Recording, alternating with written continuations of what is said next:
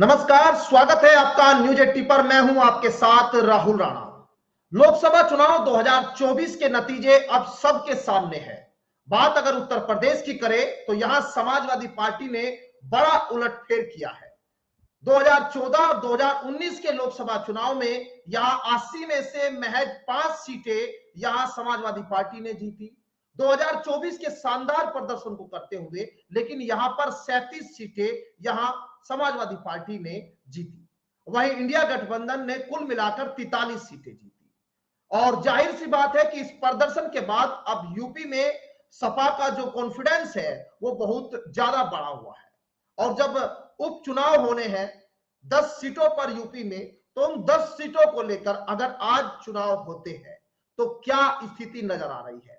क्योंकि इस उपचुनाव को लेकर बीजेपी हो, समाजवादी पार्टी हो या फिर दूसरे राजनीतिक दल हो, कांग्रेस हो, राष्ट्रीय लोकदल हो या बीएसपी हो, हर दल जो है अपने लिए यहां एक रणनीति तैयार कर रहा है, एक रूपरेखा तैयार कर रहा है। लेकिन अब वो रूपरेखा जो है किस ओर जाएगी ये तो अभी थोड़ा समय इसका इंतजार करना होगा। लेकिन अगर आज की हम भौगोलिक राजनीतिक स्थिति को समझे तो आज क्या है राजनीतिक स्थिति, और उपचुनाव में यहां पर जो सीटें हैं वो अगर लोकसभा चुनाव में यहां पर समाजवादी पार्टी और कांग्रेस ने जो जीती है, क्या उसका असर अब इन उपचुनाव में दिखाई देगा। और अगर आज चुनाव होते हैं तो कितनी सीटें आज यहां पर विपक्ष जीतने की स्थिति में है। आज तमाम बातों को समझने के लिए मेरे साथ बातचीत करने के लिए वरिष्ठ पत्रकार केपी मलिक साहब जुड़े हुए हैं। केपी मलिक साहब का मैं स्वागत करूंगा। मलिक साहब, आज आपका स्वागत इस प्रोग्राम में। और मेरा सवाल यही कि आखिर आज अगर यूपी को हम आप समझते हैं, क्योंकि अब उपचुनाव है, उपचुनाव में क्या स्थिति नजर आती है कि अब की राजनीति लोकसभा चुनाव के जो नतीजे उसको कितना असर अभी डालती हुई दिखाई दे रही है। देखिए राहुल, अगर देखें अभी हाल में ही लोकसभा चुनाव के नतीजे आए हैं और उसमें भारतीय जनता पार्टी को आशाओं के विपरीत नुकसान हुआ है, तो ये जताता है कि भारतीय जनता पार्टी की स्थिति आज की डेट में उत्तर प्रदेश में कोई बहुत अच्छी नहीं है। और इसके पीछे की रणनीति राजनीति भी आप जानते हैं कि जिस प्रकार से हम लगातार कहते रहे हैं कि दिल्ली और लखनऊ में कहीं ना कहीं तल्खी है, लेकिन ये जो इलेक्शन है ये सबसे बड़ी चुनौती भाजपा के लिए और विशेषकर ये चुनौती योगी आदित्यनाथ के लिए है। क्योंकि अब ये जो चुनाव होगा, जो 10 विधानसभा सीटों पर चुनाव होगा, ये योगी आदित्यनाथ के लिए चुनौती बनेगा और ये उनको भी पता है। और भारतीय जनता पार्टी के लोगों को भी ये पता है कि जिस तरह से उत्तर प्रदेश में हुआ है ये उनके लिए बहुत खतरे की घंटी है। अगर वो नहीं संभले तो 2027 में उनको जनता उत्तर प्रदेश से बाहर का रास्ता दिखा देगी। कहीं ना कहीं इस तरह की स्थिति भारतीय जनता पार्टी के अंदर दिखाई देने लगी है और उससे निपटने के लिए बड़ी तैयारी भारतीय जनता पार्टी कर रही है। ये बात तो हुई भारतीय जनता पार्टी। अगर आप विपक्ष की बात करें, मुख्य विपक्षी दल समाजवादी पार्टी, उसके आशा से विपरीत उसके भी नतीजे आए। उन्होंने खुद नहीं सोचा था कि उनको लोकसभा में इतनी बम्पर सीटें मिलेंगी और इतना अधिक बहुमत उनको मिलेगा। और साथ में कांग्रेस भी बहुत ज्यादा खुश है और कहीं ना कहीं ये है कि कांग्रेस और समाजवादी पार्टी मिलकर उत्तर प्रदेश में दोबारा उत्साहित तरीके से चुनाव लड़ेंगे और बहुत बारीकी से और बहुत शिद्दत से अपने कैंडिडेटों को छांटने में लगे हुए हैं। हालांकि ये भी खबरें हैं कि 2 से 3 सीटें कांग्रेस भी चाहती है। कांग्रेस समाजवादी पार्टी का किस प्रकार से तालमेल होगा ये भी देखना होगा। लेकिन सबसे बड़ी चुनौती मुझे यहाँ भारतीय जनता पार्टी के लिए दिखाई देती है। इसमें 2-3 चीजें होती हैं कि एक तो प्रदेश में जिसकी सरकार होती है तो माना जाता है कि उपचुनाव वो सत्ताधारी दल जीत लेता है, लेकिन कई सीटें ऐसी हैं जहां पे भाजपा के लिए चुनौती होगी। जिस प्रकार से अखिलेश की करल सीट है या अयोध्या की सीट है जहां से अवधेश प्रसाद सिंह चुनाव लोकसभा का जीत के आए, उन्होंने अपनी सीट मिल्कीपुर से इस्तीफा दिया है। तो ये इस तरह की सीटें हैं जहां भारतीय जनता पार्टी के लिए मुख्य रूप से चुनौती है। दूसरी, अगर आप वेस्टर्न यूपी की बात करें तो उनके लिए आसान है गाजियाबाद की सीट जीतना। और दूसरा, जहां से राष्ट्रीय लोकदल के चंदन चौहान ने इस्तीफा दिया, मीरापुर की सीट है, वो भी भाजपा के लिए मुझे इतनी आसान इसलिए दिखाई नहीं देती है क्योंकि वो भी मुस्लिम बाहुल्य सीट है। आप जानते हैं हमारी वेस्टर्न यूपी की सीट है तो मुझे लगता है कि खैर और गाजियाबाद की सीटें पे क्योंकि राष्ट्रीय लोकदल के साथ गठबंधन है तो आसानी से भारतीय जनता पार्टी जीत सकती है। लेकिन मुझे थोड़ा-सा मुश्किलात मीरापुर पे इस बार बनते हुए, नहीं तो कड़ी टक्कर तो दिखाई दे ही रही है। मैं फिर अंत में यही कहता हूँ कि सबसे बड़ी चुनौती मुझे भारतीय जनता पार्टी और योगी जी के लिए दिखाई दे रही है। जी। बिल्कुल, आपने कहा कि यहाँ योगी जी के लिए कहीं न कहीं दिल्ली और यूपी के जो तालमेल है, वो कहीं गड़बड़ाए हुए हैं, या फिर अब जिस तरह से कह रहे हैं कि हार के बाद यहाँ समीक्षा बैठक लगातार बीजेपी की ओर से हो रही है, और उन बैठकों में देखिए तकरार भी सामने आ रही है। उसका असर भी जो है ये आपको उपचुनाव में नज़र आता है? देखिए राहुल, अगर आप देखेंगे, ये योगी जी का एक लिटमस टेस्ट है। हुँ, लिटमस टेस्ट होता है कि आपके लिए आपको बीजेपी के जो शीर्ष नेतृत्व है उसको भी दिखाना है, हुँ, आपको अपना भी अस्तित्व बचा के रखना है, आपको अपना दबदबा भी कायम रखना है और आपको विपक्ष से भी निपटना है। तो सबसे जो असली और सबसे जो बड़ी चुनौती है वो योगी जी के सामने है। योगी जी इस चुनौती से कैसे निपटते हैं? क्योंकि आपने देखा कि खतौली की बाई इलेक्शन की जो सीट थी भारतीय जनता पार्टी की, वो राष्ट्रीय लोकदल ने छीन ली थी, जबकि सत्ता में भारतीय जनता पार्टी थी। तो क्या इस बार भी इस तरह का कोई हमें देखने को मिलेगा कि सत्ताधारी दल से विपक्ष कोई सीट छीन ले रहा है? दूसरा, हमें ये देखना होगा कि जिस प्रकार से मुखर होकर विरोध कर रहे हैं लोग भारतीय जनता पार्टी का, तो उसका असर अभी कितना इन उपचुनाव में दिखाई देता है, क्योंकि अभी तस्वीर बहुत ज्यादा बदली नहीं है, हालात बहुत ज्यादा बदले नहीं है, अभी कोई ऐसी चीजें हुई नहीं है कि जिससे जनता का मूड बदल गया हो। और हुँ, खासकर अयोध्या और आसपास की सीटों पर जिस तरह से उत्तर प्रदेश में आप माहौल देख रहे हैं, तो कहीं ना कहीं भारतीय जनता पार्टी के खिलाफ एक माहौल दिखाई दे रहा है। उस चुनौती से योगी जी कैसे निपटेंगे, ये देखना है। दूसरा, अगर हम योगी जी की बात करें, जिस प्रकार से वो धड़ाधड़ मीटिंगें ले रहे हैं, उन्होंने 15 मंत्रियों की एक टीम बनाई है जो उन 10 की 10 विधानसभा सीटों पे जा रही है, वहां की रिपोर्ट ले रही है, वहां के लोग पूछ रहे हैं कि उपयुक्त लोग कौन-कौन रहेंगे जो जीत सकें।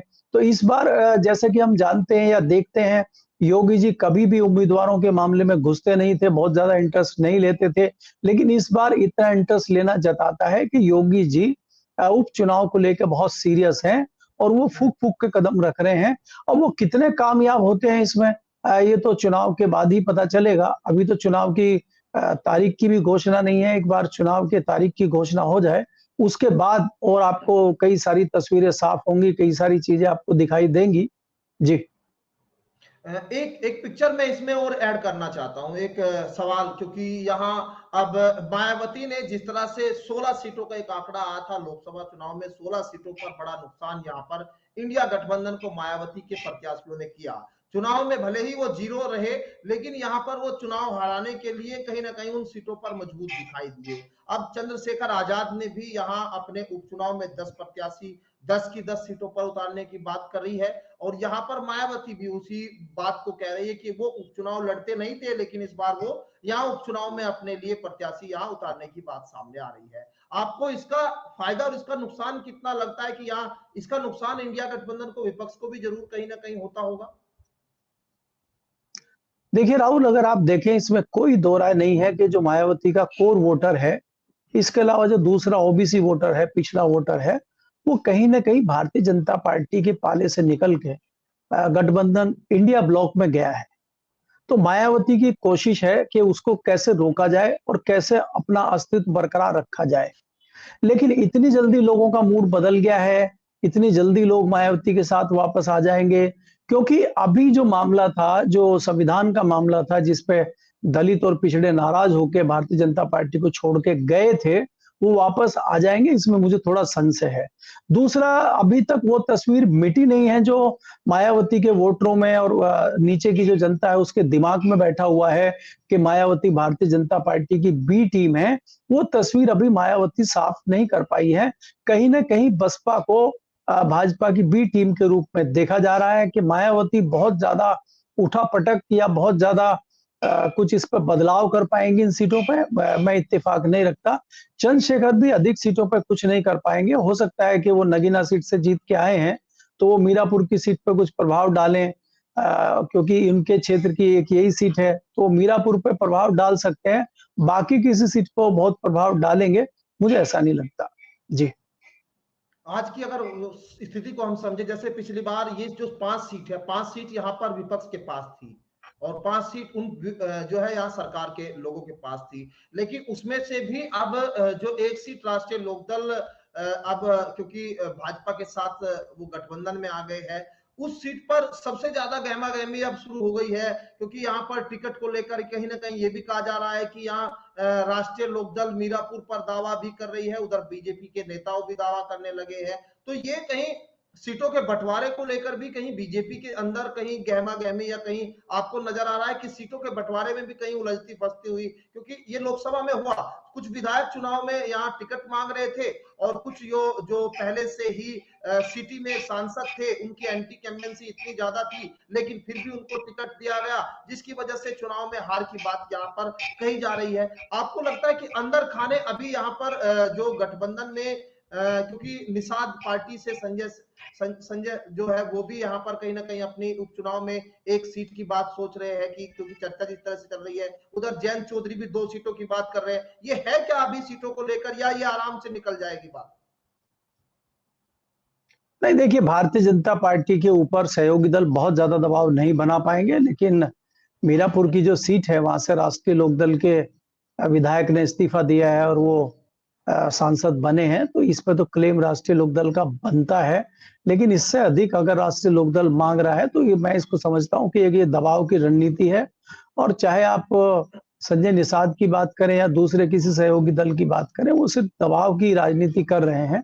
भारतीय जनता पार्टी से उस तरह से दबाव बना के सीटें ले लेना, जहां क्लेम राष्ट्रीय लोकदल का 1 सीट का है, 2 सीटें ले लेना, मुझे नहीं लगता कि भारतीय जनता पार्टी इस पे मानेगी।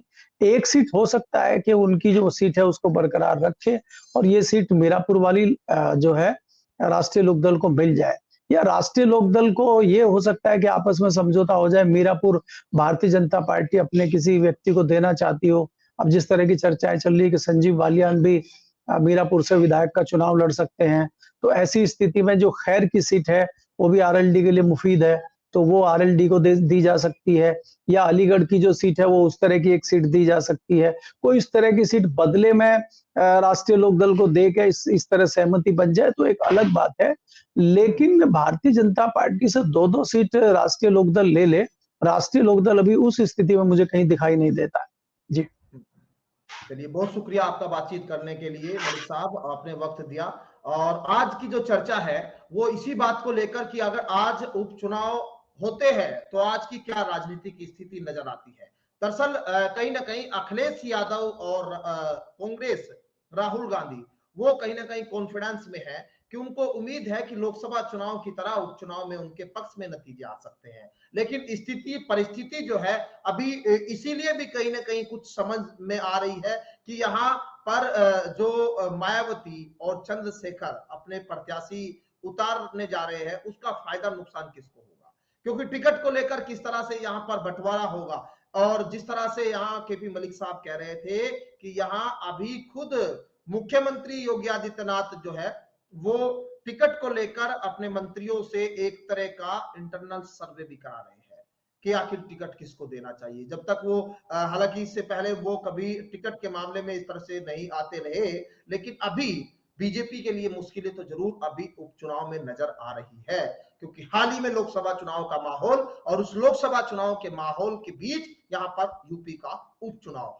हार और जीत किसकी होगी ये देखना बड़ा दिलचस्प।